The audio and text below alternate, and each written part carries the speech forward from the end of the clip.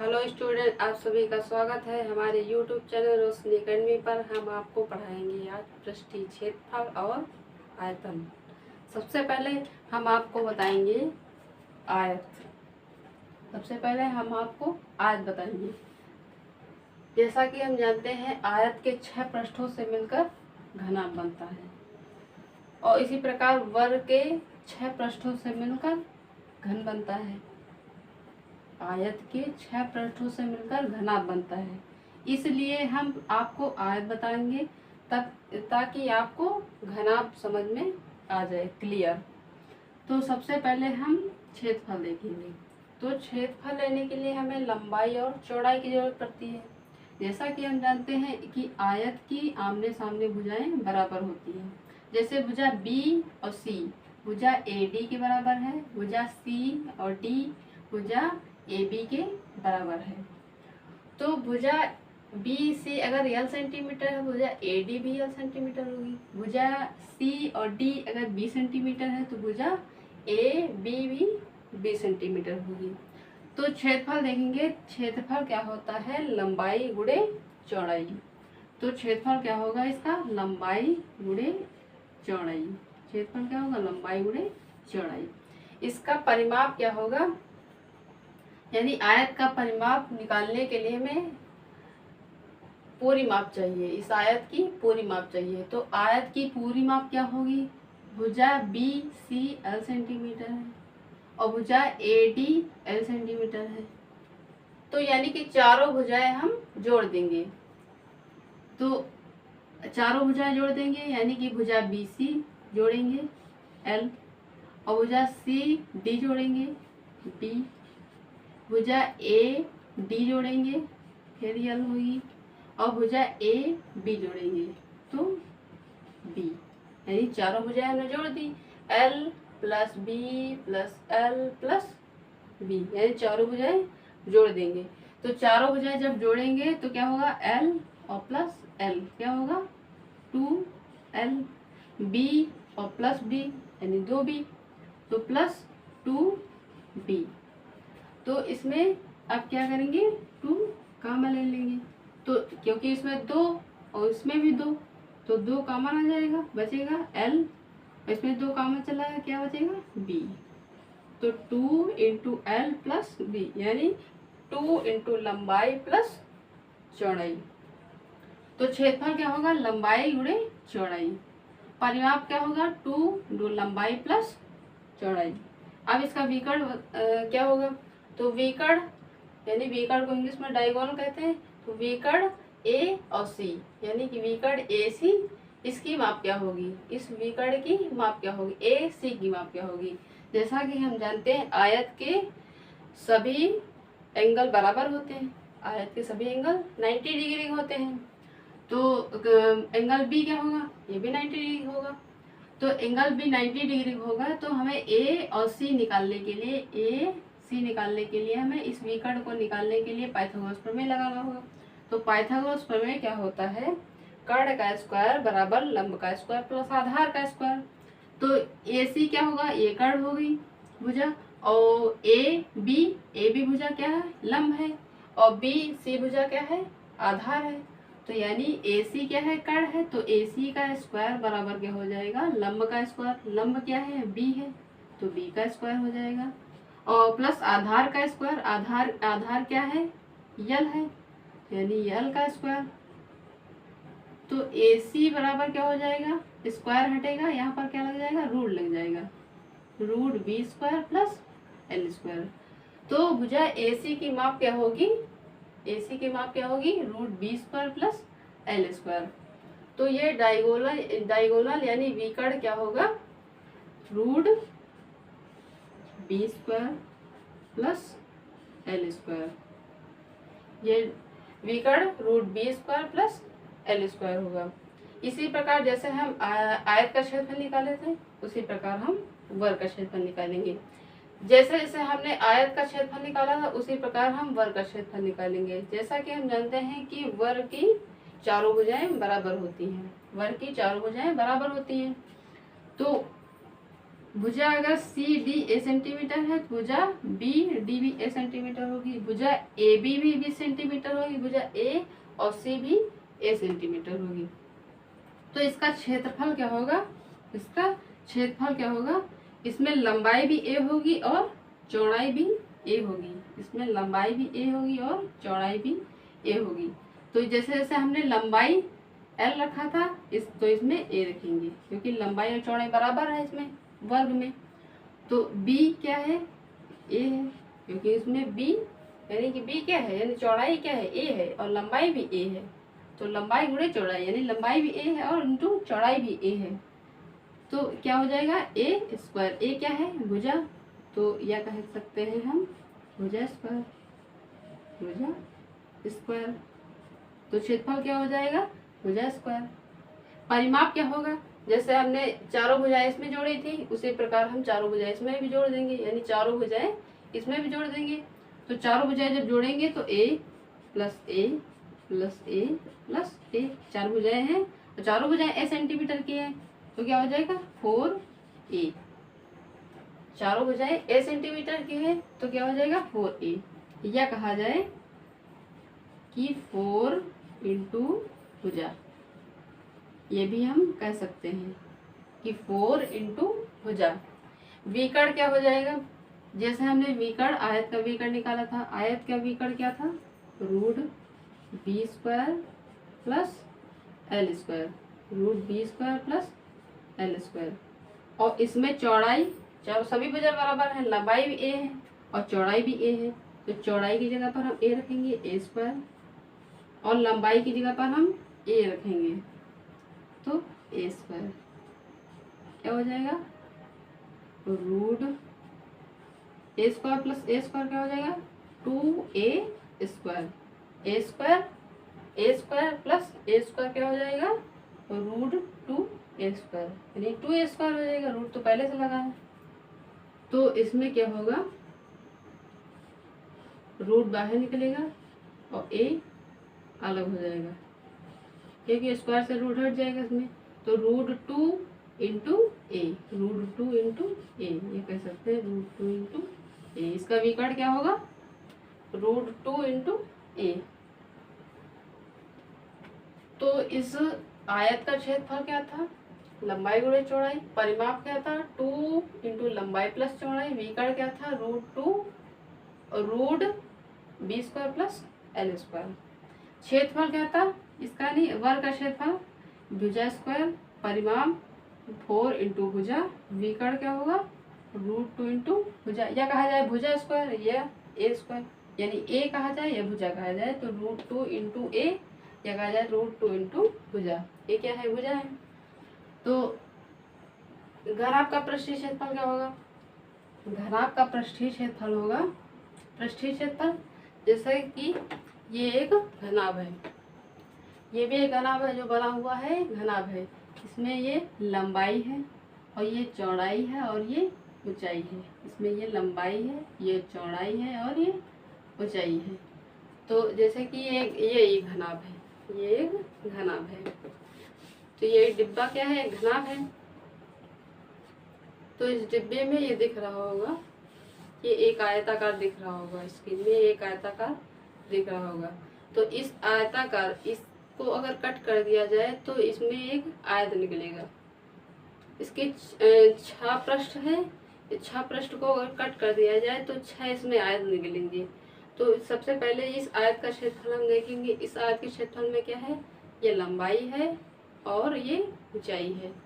तो इस आयत का क्षेत्रफल क्या होगा, लंबाई गुणे ऊंचाई, लंबाई गुणे ऊंचाई। और जस्ट इसके पीछे वाला का क्षेत्रफल भी यही होगा, जस्ट इसके पीछे वाले का क्षेत्रफल भी होगा लंबाई गुणे ऊंचाई। तो दोनों का जो पृष्ठ होगा, दोनों का पृष्ठीय क्षेत्रफल होगा, इस वाले का पृष्ठीय क्षेत्रफल और इस वाले का पृष्ठीय क्षेत्रफल, दोनों का पृष्ठीय क्षेत्रफल क्या करेंगे, ऐड कर देंगे। तो लंबाई और इंटू ऊंचाई, इसका भी क्षेत्रफल लंबाई इंटू ऊंचाई, तो क्या हो जाएगा 2 इंटू लंबाई इंटू ऊंचाई, 2 इंटू लंबाई इंटू ऊंचाई, 2 इंटू लंबाई इंटू ऊंचाई प्लस इस वाले का क्षेत्रफल निकालेंगे, इस वाले का क्षेत्रफल। तो ये डिब्बा है, इस डिब्बे की ये लंबाई हो गई, तो ये क्या होगी, चौड़ाई होगी। ये इस डिब्बे की ये लंबाई हुई, तो ये क्या होगी, चौड़ाई होगी।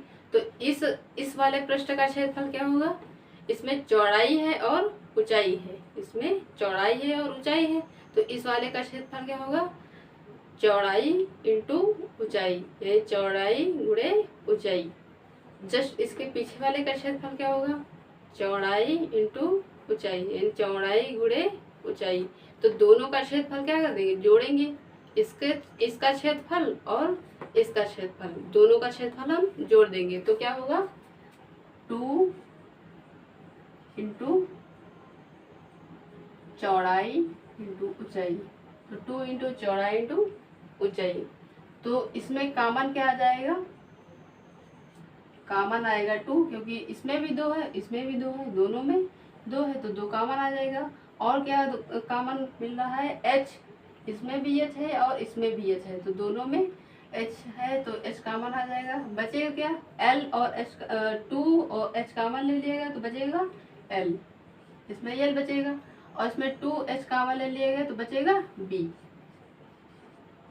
तो 2 इंटू h और इंटू l प्लस b, इसका पृष्ठीय क्षेत्रफल होगा। इसका संपूर्ण पृष्ठीय क्षेत्रफल क्या होगा, हमने साइड का क्षेत्रफल निकाल लिया, ये साइड का क्षेत्रफल था, और ऊपर वाले का क्षेत्रफल इस पृष्ठ का क्षेत्रफल, इस पृष्ठ का क्षेत्रफल क्या होगा, इस वाले पृष्ठ में क्या है, लंबाई है और चौड़ाई है, इसमें ऊंचाई तो है नहीं, इसमें लंबाई है और ऊंचाई है। तो जस्ट इसके पीछे वाले का क्षेत्रफल क्या होगा, लंबाई और ऊंचाई, इसमें क्या है, लंबाई और ऊंचाई। तो इस वाले का इस पृष्ठ का क्षेत्रफल और इस पृष्ठ का क्षेत्रफल, दोनों का पृष्ठ का क्षेत्रफल क्या करेंगे, जोड़ देंगे। तो लंबाई इंटू ऊंचाई, चौड़ाई, लंबाई गुणे चौड़ाई, इसका क्षेत्रफल क्या होगा, लंबाई गुणे चौड़ाई। तो दोनों का क्षेत्रफल जोड़ देंगे, और हमने साइड का क्षेत्रफल निकाल लिया था, ये साइड का क्षेत्रफल, इस साइड का क्षेत्रफल हमने पहले निकाल लिया था, पृष्ठीय क्षेत्रफल। तो ये पृष्ठीय क्षेत्रफल जोड़ेंगे, 2LH प्लस 2BH, ये दोनों का क्षेत्रफल जोड़ेंगे, पृष्ठीय क्षेत्रफल और ऊपर वाले का क्षेत्रफल और नीचे वाले का क्षेत्रफल, दोनों का क्षेत्रफल जोड़ देंगे। तो ऊपर वाले का क्षेत्रफल लंबाई और चौड़ाई है, इसका क्षेत्रफल क्या है, लंबाई और चौड़ाई है। जस्ट इसके पीछे वाले का क्षेत्रफल लंबाई और चौड़ाई है, तो दोनों, यही 2 पृष्ठ हैं, तो दोनों पृष्ठों को जोड़ देंगे। तो 2 लंबाई और चौड़ाई, तो इसमें कॉमन क्या आ जाएगा, 2 तीनों में है, तीनों में कॉमन आ रहा है 2, और कुछ मिल नहीं रहा है, तो क्या करेंगे, LB plus BH plus HL, इसमें 2 कॉमन आ जाएगा। तो संपूर्ण पृष्ठीय क्षेत्रफल क्या होगा, 2 इंटू लंबाई चौड़ाई, चौड़ाई ऊंचाई, ऊंचाई लंबाई, यानी कि 2 इंटू LB BH HL। ऐसे याद करने का तरीका, LBH ऐसे याद करेंगे, तो ये लंबाई चौड़ाई ऊंचाई, तो लंबाई चौड़ाई LB BH ही HL, यानी कि LB फिर BH फिर HL, LB प्लस BH और प्लस HL, याद करने का तरीका ये है।